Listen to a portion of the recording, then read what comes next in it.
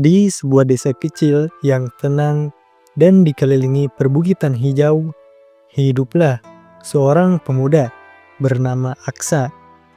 Aksa adalah seorang pekerja keras, namun ia selalu merasa bahwa kecerdasan bukanlah bagian dari dirinya. Setiap kali ia berusaha memecahkan soal sulit atau memahami sesuatu yang baru, ia merasa tertinggal dibandingkan teman-temannya. Rasa frustasi terus menghantui Aksa, hingga suatu malam ia memutuskan untuk mencari jawaban. "Aku harus menemukan cara agar bisa menjadi cerdas," gumamnya pada suatu malam saat ia menatap langit penuh bintang.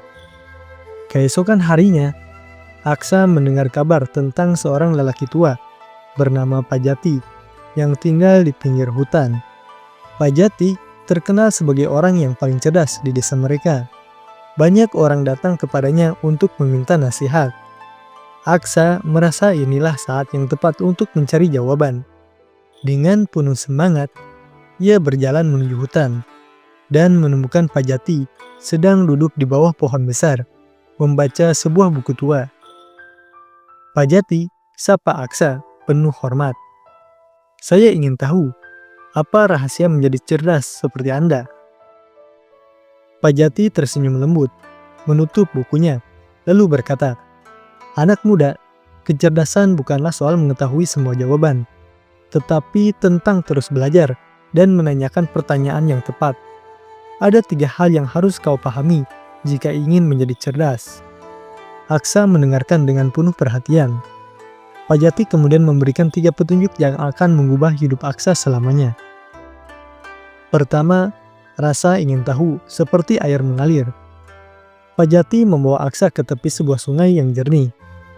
Air sungai itu mengalir dengan tenang namun pasti, mencari jalannya sendiri melewati bebatuan dan tanah. "Lihatlah air ini, Aksa," kata Pajati. "Air selalu mencari jalan, tidak pernah berhenti. Begitu pula dengan pikiranmu. Jangan pernah puas dengan apa yang kau tahu. Teruslah mencari ilmu seperti air yang mengalir." Aksa merenungkan kata-kata itu. Ia mulai menyadari bahwa selama ini ia hanya belajar karena terpaksa, bukan karena rasa ingin tahu yang tulus.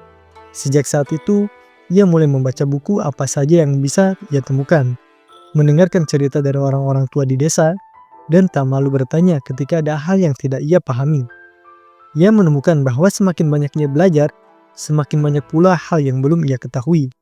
Namun, rasa ingin tahunya membuat belajar menjadi menyenangkan, bukan lagi beban. 2. Kesabaran seperti bambu tumbuh.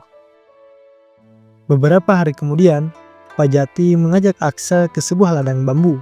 Di sana, mereka melihat pohon-pohon bambu yang tinggi menjulang.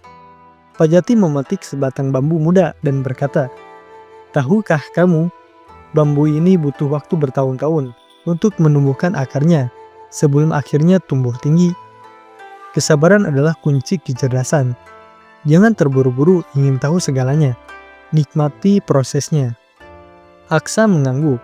Meski dalam hatinya, ia merasa sulit untuk sabar. Namun, ia memutuskan untuk mencobanya. Saat menghadapi pelajaran sulit atau tantangan baru, ia tidak lagi mudah menyerah.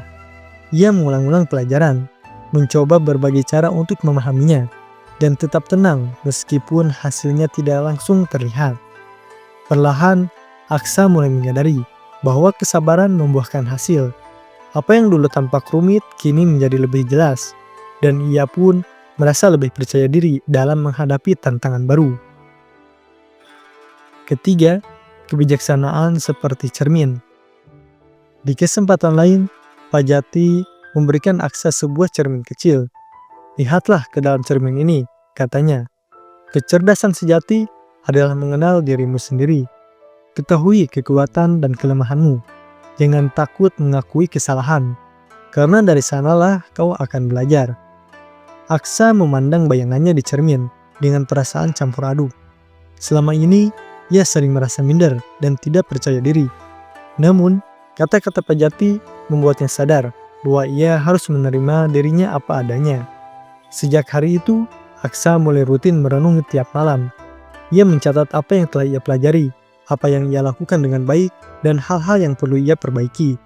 Dengan mengenal dirinya sendiri, Aksa menemukan cara belajar yang lebih efektif dan mampu memanfaatkan waktu dengan lebih baik. Tahun demi tahun berlalu, Aksa yang dulu merasa kurang cerdas, kini dikenal sebagai sosok bijaksana di desanya. Orang-orang datang kepadanya untuk meminta nasihat, dan Aksa selalu berbagi ilmu dengan hati yang terbuka.